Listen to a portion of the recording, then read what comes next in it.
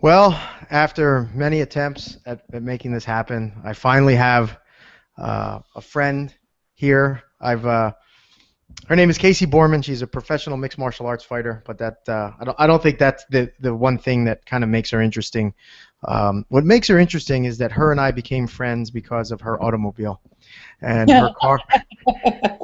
So Casey and I get to hang out approximately, depending on how much she drives, every 3,000 miles and or every 3 months, depending on how on top of her car's maintenance she's on.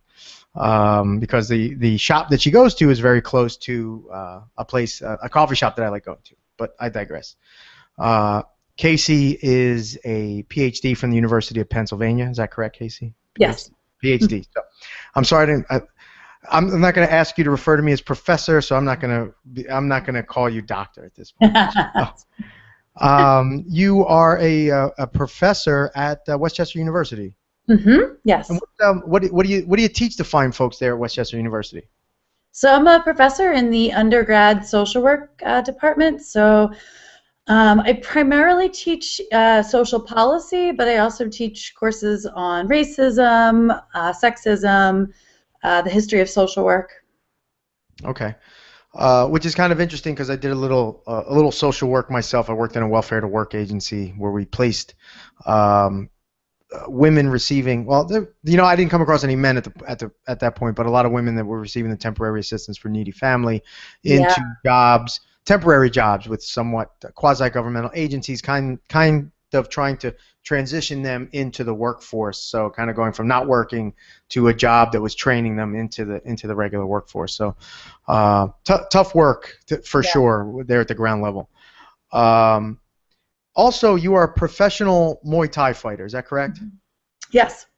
And recently, you were supposed to be fighting for the title in is it Lion Fight? Yeah. And when I was doing just a little bit of research on you, I looked at your opponent's record, and I believe it to be 28-0, 32-0, some pretty 43-0, I think it was. Okay, so when you get approached by a promoter and they say, hey, King Kong over there needs somebody to fight, they're 43-0, and you've had approximately 15 professional fights? 14? Oh no. Oh no. No, I've had like 12 fights total. So 12? professional only like, I don't know, 4 or 5. Okay. So Yeah. if my math is correct, she has 8x on you from a fighting standpoint. What I love is the fact that you're like, yeah, I'll fight her for the title, right? Yeah. Now, being that you're a PhD and obviously a very smart person, right? What goes through your mind? Like, what's the process like when you're approached by a promoter and they want you to fight for the title, but also fight someone that is, I mean, undefeated? A lot of wins, probably again. Yeah. Regardless if they're 43 tomato cans, she beat up 43 women. Totally. Yeah. Yeah, and the most recent was against Chris Cyborg, who, doesn't have a ton of Muay Thai experience, but is really tough, probably, one of the top female MMA fighters in the world right now. I mean, she'd probably be one of the top male MMA fighters in the world if we did some genetic testing, but I don't want to be offensive here. But yeah, that's the girl that beat the crap out of Cyborg, and from what I saw. Yeah, I mean, I think Cyborg did pretty well. The thing about this Jorina is that she's kind of this awkward fighter that kind of comes out of nowhere with these knees to the face and her teeps to the face. So I think Cyborg did a lot of good stuff with her, but she just wasn't as experienced and skilled in Muay Thai as Jorina. So this leads me to an interesting question, because with your level of expertise, and I used to hear about you from a mutual friend, Derek Kenny. Yeah. And, he'd teach our Muay Thai class for us, and he's an awesome guy. And he would talk about you. He's like, Marco, she would mess us up. And I was like, really? Come on, Derek. No, man, I'm serious, man. She would jack us up. And I'm like, all right, man, I got to take your word for it. You know, but it's what's cool to me is that you have that respect in a male dominated sport, I would say, by other guys that kind of, would say that other guys that have fought and trained fighters to say, hey, she's real deal, male or female. Um, and kind of what do you attribute that to, that that the guys that you train with or have trained with have this level of respect for you and they look past your gender? So I don't know. I think there's a misconception maybe that because there are so few women in gyms that they're going to be treated a certain way. But I've been very lucky. I think ever since I started in Boston, I don't know, 12 years ago or so, even at that gym, so there was a couple of really good female fighters, and I've been lucky since then to be at gyms where I felt very supported. I think a little bit of it actually has to do with my size, maybe. So because I'm like a bigger girl, I can hang with some of the guys in a way that really skilled but smaller female fighters, can't quite do. But I don't know. I almost think of it more as being a positive reflection upon the men in the sport than necessarily being anything really that special about me. Okay, I mean, well, that's that's really refreshing, because sometimes the guys in martial arts in general kind of get beat up about, in the sense of how you'll hear women complain about, the guys don't train with me the right way, or they look down on me, or they don't, there's some guys that won't even train with women. So it's great to hear that you've had definitely some positive experiences. Now, from an experience standpoint, I know you have an extensive history in Muay Thai. Do you have any experience in any other martial arts? Have you ever done any MMA? Have you fought any MMA, or kind of that kind of thing? So I think from a very young age, I wanted to do kickboxing. My father wouldn't let me, and so I started teaching like cardio kickboxing. And to get better at it, I took Taekwondo for a summer. And it's really funny because there's a female MMA fighter, Casey Matthews, and she was in my Taekwondo class. Okay, Like, I trained her for one fight. Yeah, yeah, I know what you're yeah, talking about. Yeah. so she was like, I don't know, like 12 years old at the time. So it's funny that I don't know, that we're still running in the same circles. But I did that for a summer. It wasn't really for me. And then I heard about Muay Thai, and that was, so I don't know, I don't even consider that much experience in Taekwondo. It was, 2 months. But it's really just been Muay Thai. I've done a little bit of jiu-jitsu. But and I actually had a couple of MMA fights scheduled. I think one of the challenges was that, I think this was, I can't remember if it was before I went pro or not, but, there's such a discrepancy in my Muay Thai and Jiu-Jitsu abilities. So it was hard to get a fight because I don't, I'm very, Muay Thai doesn't always translate over to MMA, right? So we see like a bunch of pretty like top level Muay Thai fighters that go on to do MMA, and they don't always do so well.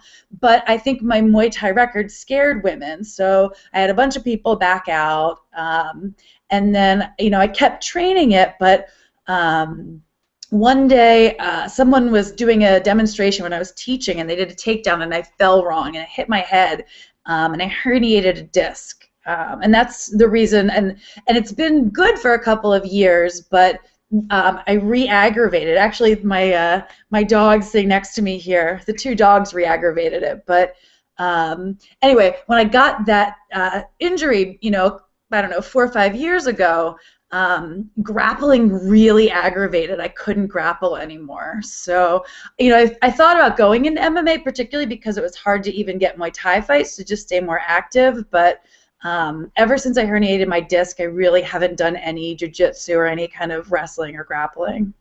So when you were doing the jiu-jitsu or the grappling, did you see any, and obviously the techniques don't cross-pollinate, but did you see any benefit just from an overall combat standpoint to doing jiu-jitsu as well as Muay Thai, or did you not see any benefit for kind of like as an overall fighter?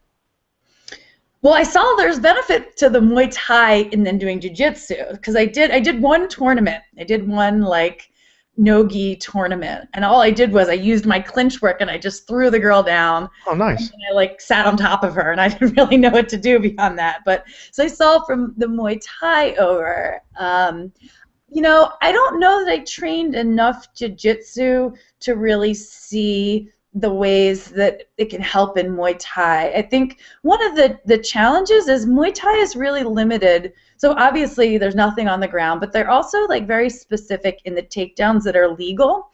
And so a lot of like the hip tossing or other things that you can do in jiu-jitsu aren't necessarily legal in Muay Thai. So yeah, I think I would have discovered potentially more benefits, but in the short time that I was doing it, I didn't necessarily see a direct translation.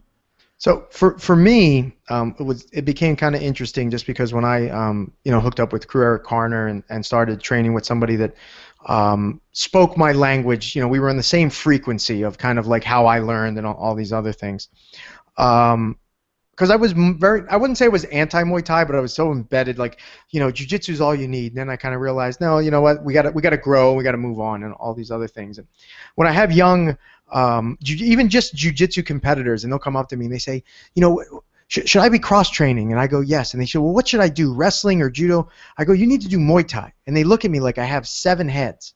Right? Well, why would I do Muay Thai if I'm getting ready for a grappling tournament? I said, well, number one, the conditioning aspect of it. That's great. I was like, but number two, I was like, when we're doing Muay Thai, it's very basic and primal, right? Yeah. It's like, I want to hit you with the hardest part of my body and some of the softest parts of your body. And that really, for me, it really helps inform my jiu-jitsu to a level of always going back to what's basic. Right? Mm-hmm. Always going back to sign. There's just a set of techniques that are always going to work. And the fancy stuff is awesome, but Muay Thai really helps me realize my shin to his ribs is awesome, right? And then it translates to jiu-jitsu. It's if I get on top of you, that's better for me. It really helps translate for me. So for any of you, but anybody that's a grappler, train Muay Thai because it's just going to make you better at grappling just from a common sense standpoint. So I digress. You were called by the promoter and they said, hey, we want you to fight this monster. And I think we were getting down that path and we got kind of sidetracked. But how do you say yes to that fight? Yeah, so I don't know if it's the same in MMA. I think generally it is, but generally I don't communicate directly with promoters. Sometimes promoters can try to get in touch with me because over the years I've gone to different gyms, or I don't know why, but they'll get direct, or I just have a personal connection with them. But as soon as somebody gets in touch with me, I connect them directly to my trainer, Rami. And because, you don't make a lot of money in Muay Thai, I don't have a manager or anything like some of the higher level MMA fighters, so my coach acts basically like my manager. So really for me in deciding whether I'm going to take a fight or not, it's all about discussing it with my coach and what he thinks. And I really rely heavily on his judgment. So if he has that much influence, he must have obviously said to you, I think you can win this fight. Yeah. So, part of, and as a coach myself, I've never competed nearly at the levels that you have. How important is that to you when your coach says to you, hey, Godzilla over there, we're going to go slay that dragon, and you're the person to slay that dragon? What does that do for your confidence? I think it's crucial. I remember watching a I think it was Tyson, and he was talking about his relationship with his coach and how, like, no matter what his coach said, he would just do it. I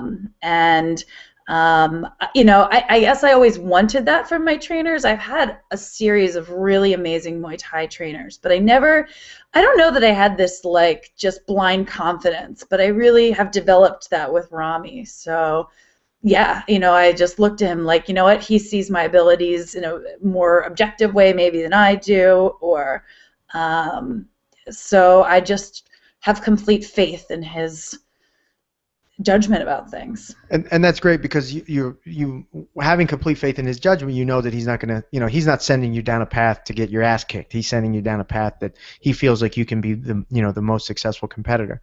Right. Now, I've talked to some people that have at one point trained at Rami's, and I believe I was at one of his MMA fights, and I watched some of his fights on YouTube. And he's an intense guy. Yeah, And I've talked to some pro MMA fighters where they say I just can't train with him anymore. It's yeah, it's too with all the other things that I have to do, my wrestling, my jiu-jitsu, my boxing. He goes, the the classes are too hard and I can't do anything else. yeah, yeah, But they will also go on to say that he has some of the best students that they've ever trained with from a standpoint of the ability that they have to hold pads, to actually be kind of like a good trainer yeah. within a Muay Thai class. You've been around, you've been to a lot of Muay Thai gyms. How kind of common is that, number one, that level of intensity, but also that level of expertise trickling down to the regular student? So I think one of the things that's the most unique about Rami's gym is the percentage of students that are fighters. It seems like maybe 75% of the people in classes are fighters, and you never see that. In part, it's a little bit of a smaller gym, but it's just this really high concentration of fighters. In terms of the intensity, I feel like, I don't know, every gym has been different in terms of intensity. Probably Rami's is the most intense in terms of conditioning. And it's funny, when I was thinking about doing those MMA fights, it was really interesting to think about how to train for them in terms of time investment, because in Muay Thai, it's very basic what you have to do, but in MMA, you're right. It's the wrestling, it's the jiu-jitsu, it's all this other stuff. So you have to kind of be, I don't know, you only have so many hours during the day, you only have so much energy. So it makes sense to me that, Rami's classes that on average are 2 hours. And on a daily basis, he's really, a big part of his method is to try to, like, not push you to the point of breaking, and show you that you can get there and you can kind of continue, which I think is fabulous for mental training, but it's really tough if you need to have other energy to do any other type of training than that, because your body will just break down. Yeah, you're not going to get very many high-level MMA fighters saying that they can't handle a jiu-jitsu class, right? Or they can't handle a typical, regular Joe Muay Thai class. So, Yeah. what we can attribute most of this to is, number one, Rami's intensity. I almost called him Ami. That's what I call my daughter. Rami's intensity, but secondly, the swimming in a shark tank. Yeah. Right. I mean, the old saying, "Steel sharpens steel." So, if we have a bunch of fighters in the room, this is going to be survival of the fittest. Now, in some cases, that almost turns into a disincentive. How do you think that kind of prevented? Because sometimes it becomes too tough for lower level fighters or less experienced fighters to kind of filter through that system. So how do you guys prevent that at your gym?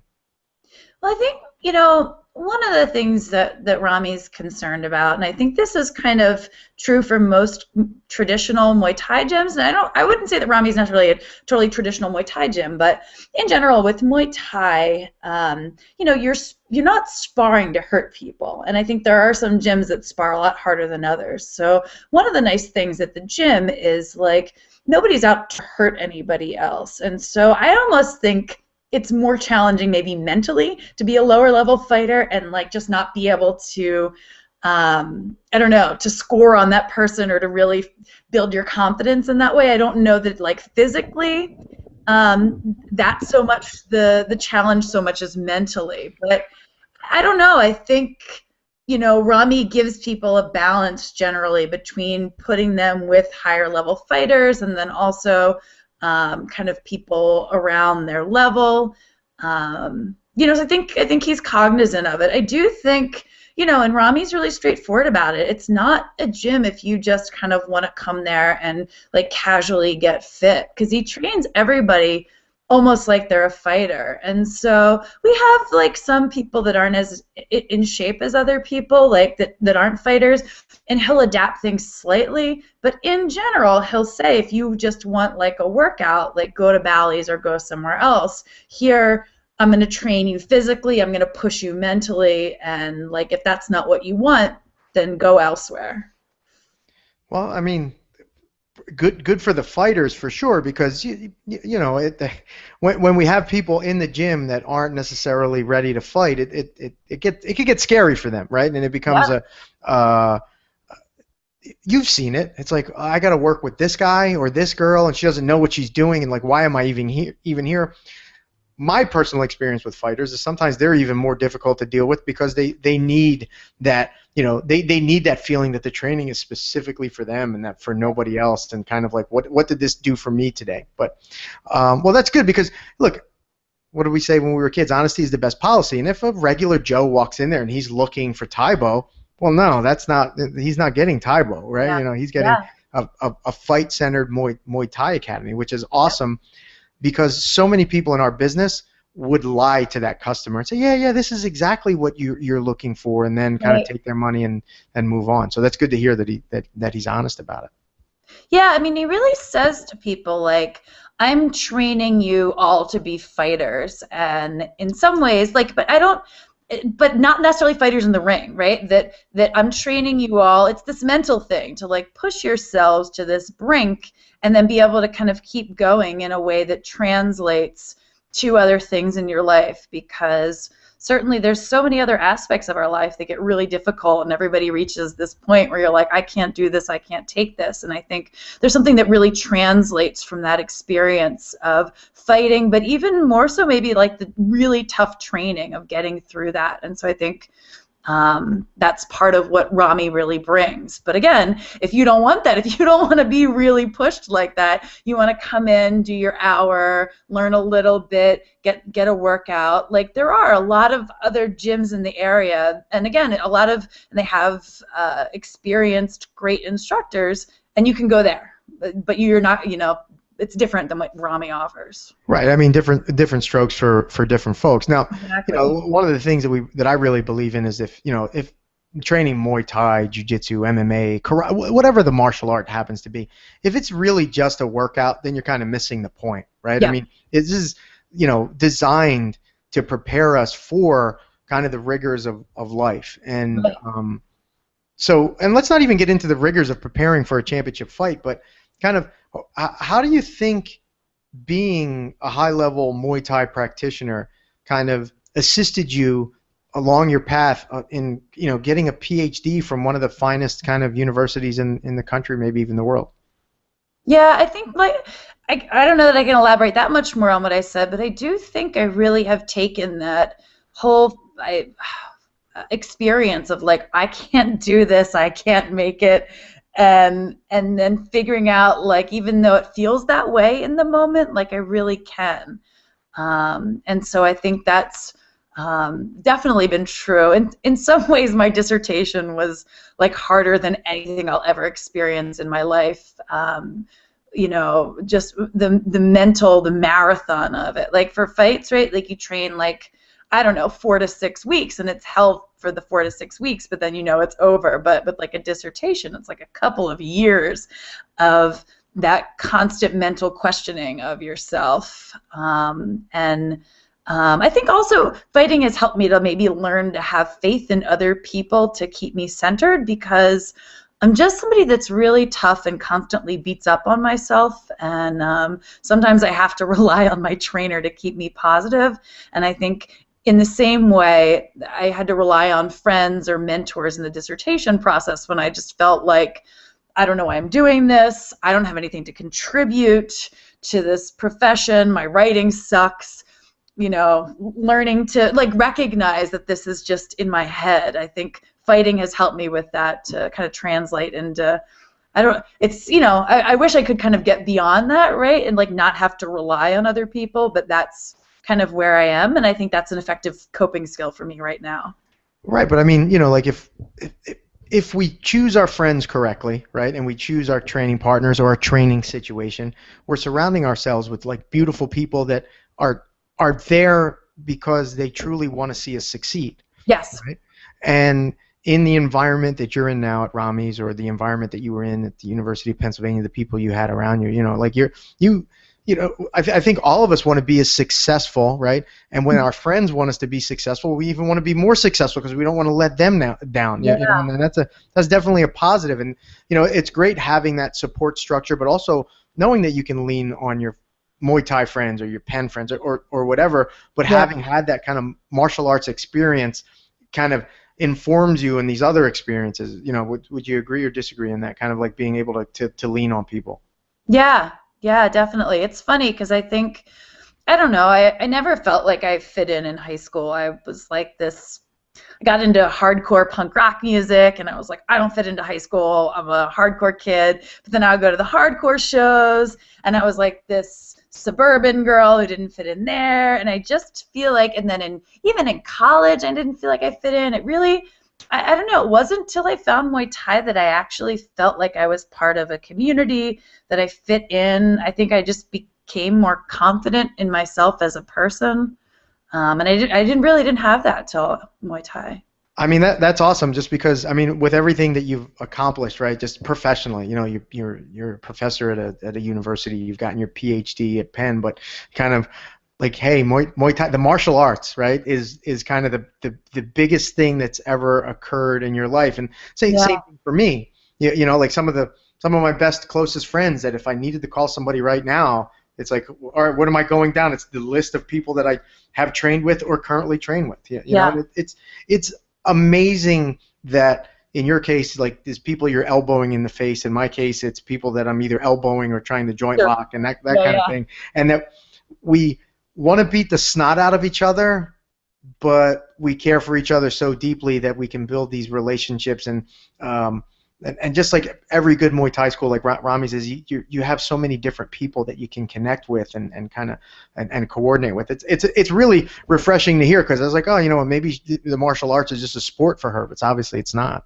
No, I really think a lot of my closest friends I've met through Muay Thai, and I've been lucky. I think really it's kind of everywhere. Like, so when I moved to Philadelphia from Boston, I started training at Body Arts. It was really Body Arts, and Dadis had just opened, but Body Arts was really the only established Muay Thai gym in Philly at the time. And I remember Angel, the owner, he helped me to move in. I only met him. I came, like, I would train once in a while, like when I'd be home on Christmas, and I had met him a few times. But when I moved to Philly from Boston, like, he was the person that helped me to move in. He really became like this, I don't know about father figure, but like uncle figure for me.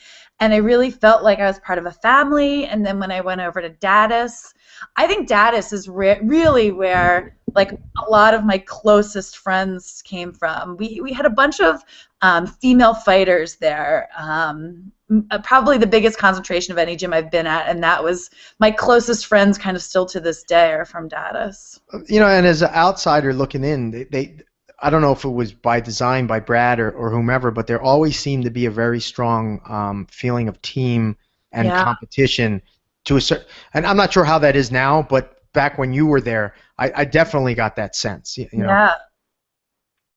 So, speaking of team and competition, and we had talked about your, potentially fighting for the title, and how your opponent's name is, I can't even. Serena Bars. Right. She fought Cyborg, right? Yeah. And there's so many people that do MMA, right, that would say, I would go do a Muay Thai fight, and it's the same thing. Yeah. And it's fun. And the little gloves, you know what I'm saying? I get hit harder than a Muay Thai person can hit me anyway, because they're wearing those big 12 ounces. They're like or 8 ounces. They're pillows. From a technical standpoint, for somebody that was preparing for MMA but has also fought Muay Thai, kind of, what are the intrinsic differences from a striking standpoint when we're, transitioning from either Muay Thai to MMA, or someone that would be going from MMA to Muay Thai? Like, what are some of the things that they would need to kind of keep in mind? Well, I think because the gloves are smaller, sure, it's a smaller striking area, but also sometimes you can be a little bit wilder and you hit with more power because they're smaller, and you can just kind of come in and brawl in a way that, because of the glove size in Muay Thai, it's just not usually as effective. I think, I'm trying to think about the other ways in which I think, so for example, I have a close friend, Popo, who was an MMA fighter, and he's a close friend of mine, and I would work with him on a striking. When I came over to Rami's, he came too, and he ended up doing a Muay Thai fight, and he just said, um, he couldn't compare the amount of damage that his body took in those 5 rounds compared to an MMA fight. And certainly, especially if you're being grounded and pounded, you can get a lot of damage in an MMA fight. But the Muay Thai, just the constant hits to your body, I think is an adjustment sometimes for MMA fighters. Also, Muay Thai has some really specific rules, so and ways that things are kind of valued. So if you're getting real legit Muay Thai judges, in part they're judging you on the execution of technique. So if you're just kind of like brawling, especially if you're relying on punches, which score less than kicks, then you could do a lot of damage to your opponent, and you might think that you won, but because of the way Muay Thai is scored, in that we value kicks, we value knees, we value elbows, all much more highly than punches, that you can't necessarily win. That is, if it's being scored with true Muay Thai rules.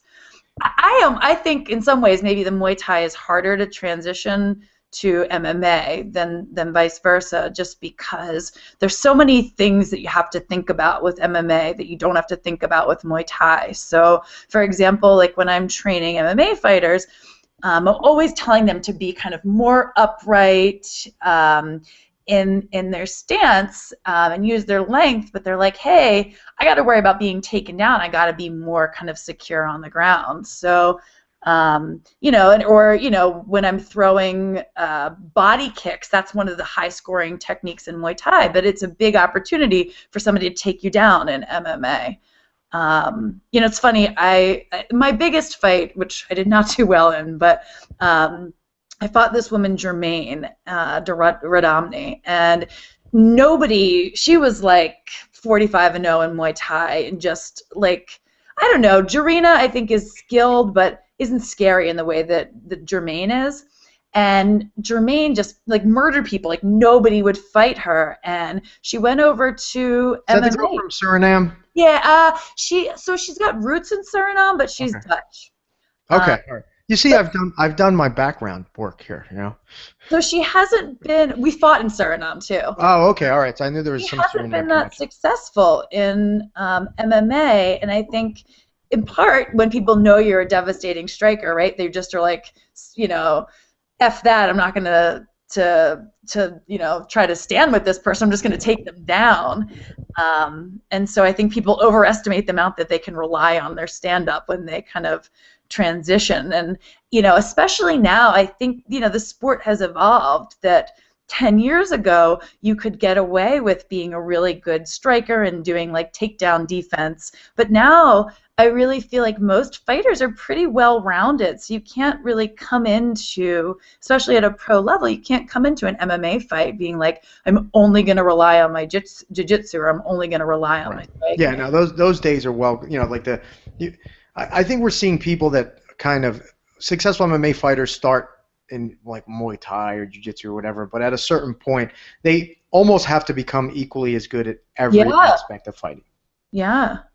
What I've seen, and I talked to Billy Algio a while ago, and he was in Thailand, and I asked him, what he thought the benefits were for him in training at Sit Yat Tong and Pattaya, and kind of what that did for him as an MMA fighter. And he goes, the biggest thing that he got out of it was kind of relaxing. And not being so kind of, everything was kind of frenetic from an MMA perspective. I mean, he's like, in Thailand, it's like, hey, let's relax. You know what I'm saying? Like, let's get this to go. And okay, I think if your fighting style is a relaxed fighting style, that works out well. But also, even just kind of okay, you know what? What I like about a person with good striking with a Muay Thai foundation when they're fighting MMA is that idea of like, hey, let me just take a look. Where are my opportunities here, rather than just kind of going in crazy? And you'll see some of the higher level good Muay Thai styled strikers that are trained by good trainers taking a little bit more of a tempered approach. Yeah, so that's interesting, because I guess being so like immersed in Muay Thai. I don't think I recognized. I guess now that you say it, it makes sense. But that is my background. Like I feel like whenever people are new, that's like the number one thing I say to them. They start off and they're so tense, and I'm like, you gotta just relax. And they think they're gonna hit harder if they just stay tensed, and they're almost like shaking because they're so tense. And I'm like, it doesn't feel that way, but you're actually gonna hit harder if you can relax a little bit. It'll allow you to fully extend your punches and kind of see things more clearly. It'll allow you to kind of to get back into a stance where you're able to defend yourself, because sometimes when people are so tight, they can hit well, but then they're kind of exposed if they're not able to get back into a good kind of defensive stance. Now, and some of the fighters that I like the most watching are those fighters that even in the middle of kind of the fray, they look like they're figuring out what's for lunch. You know what I'm saying? Like they're just so calm and relaxed, and kind of if you come from that background, it's so easy. Like I look at a Gegard Mousasi or like like MMA fighters like Fedor Emelianenko, where you never saw any emotion in while they were fighting. And Billy also mentioned that as kind of one of the things that I guess the judging in Thailand is also based on kind of, I forget, he had a certain word for it, but kind of just keeping your face calm during the fight, not showing that you're hurt or nervous or scared, Yeah, because one of the things they score on is damage. And, as a judge to some extent, obviously if somebody's bleeding, you can see damage. But a lot of Muay Thai, so like the reason that body kicks and knees and even body shots are weighted so high was this idea that you could like do internal damage to somebody. That bleeding was, it looked bad, but ultimately if your nose bleeds, then like, it'll stop bleeding and you'll be okay. But if you could do internal damage, like that was, the more intense thing. So, you can't tell that except mainly by, you could tell if somebody kind of backs up, but their facial expression is a good gauge of how much it's really hurting them. No, and that's great, and I think it'll help Billy in his career to kind of have a little, because I don't know if you've ever seen Billy fight, but he's a very explosive kind of in and out, and I think kind of settling down a little bit is going to help as much extend his career, but make him a more effective fighter. So from that standpoint, I definitely see the benefit of a traditional Muay Thai mindset in a lot of areas of MMA. Mm-hmm. So, man, we've been going so long. This has been awesome, and we're kind of like all the questions I'd written down. We didn't even cover any of them. This is why I love this, because we get to like fall down the rabbit hole, which has definitely been awesome for me. But we're talking about punching, kicking, kneeing, elbowing, and people are going to come across as like, I don't want to do that. What the hell? Why would I want to let some other human being elbow me in the face if I don't have to? If you're talking to somebody on an elevator, or when you're at Penn, or when you're at Westchester University, and you're kind of telling them the beauty of Muay Thai and why they should do it, like how do you express that to people? Like how do you convince someone that's never even thought about doing Muay Thai, saying, hey man, come take a class with me and you'll love it? I do think that the exercise benefit is part of the sell. I think it's really neat just to learn a skill, to become more confident. Muay Thai is not, especially compared to something like Jiu-Jitsu, I don't know that it's like super practical for like street defense. Like a lot of this stuff, I don't know how it would translate exactly, but I do know that it gives me this added confidence knowing I have that ring experience, which I think is a huge part of not becoming a victim on the street, is like having this confidence if people are trying to pick out who's the victim there. So I think especially for women, like having a little bit more self-confidence in these combat skills, the workout, sorry, and I do think it's just like a pretty martial art. So when you get to see some of the fighting, I don't know. I don't know if everybody would appreciate that, but that's one of the things that I love about Muay Thai is how beautiful it is. So what you're saying from a self-defense standpoint, it probably helped you avoid more problems than kind of solving the problem. Is that what you're saying? Yeah, I'm lucky. I don't live in. In general, I don't live in, or I'm a social worker, so I've definitely frequented areas that are known for violence. Oh, I know where you live. That's no bargain down there, by the way. Yeah. But And if you're ever if you see a heavy bag hanging in a neighborhood in South Philly, knock on Casey's door. So that's all I'm gonna say.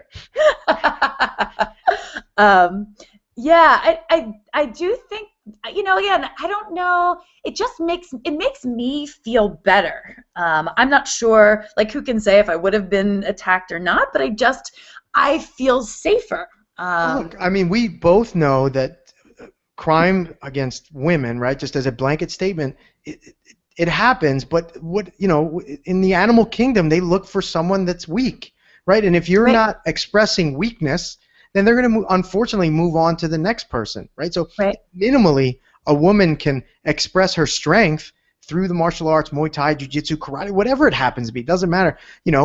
Increased awareness, showing that inner kind of strength that she has. Hey, move on to the next person that isn't as strong as I am. Yep. Yeah. All right, Casey, I have gone off reservation. I didn't even ask the stuff I wanted to ask, but the stuff that we talked about was way more interesting anyway. I really appreciate you being on. This was the 4th attempt on getting you on, and it finally worked. Technology is our friend. Do you have anything that you have coming up? Anything that you'd like to promote to let my 103 subscribers that watch my YouTube channel? We get way more views than that. It's just we just gotta get those subscribers. Anything you got coming up soon, or anything you'd like to promote? I injured my neck. We were talking before the podcast about how tough tonight was for me training wise, but the highlight I think was that I was able to clinch, which is like my favorite thing about Muay Thai, but it's the thing. And it was at the spine doctor, like, that's like the absolute worst thing, clinching. So, the reason I pulled out of the Jarina fight was my neck was just terrible. So for the last 2 months, I wasn't able to clinch. I'm finally able to clinch. But also, as you mentioned, I'm a professor, and this is my first year at Westchester. And I'm trying to get tenure. So right now, I'm trying to at least, until the end of the semester, just focus on, on my academic work, and then we'll see kind of in the summer. Okay, awesome. So you're taking a hiatus from competing, but not from training. Yes, exactly. All right, awesome. Hey, Casey, thank you so much. Hopefully your car is due for an oil change. It is. I may be there tomorrow. You reminded me that it's all right, awesome. So hopefully I'll run into you. I'll minimally buy you a coffee for doing this. And also know that every time you're there, I tell everybody that listens to me, I was like, yo, you see that woman that just left? She will fuck you up, so you better treat her well. All right, Casey, thank you so much. Yeah, good talking to you. Bye-bye.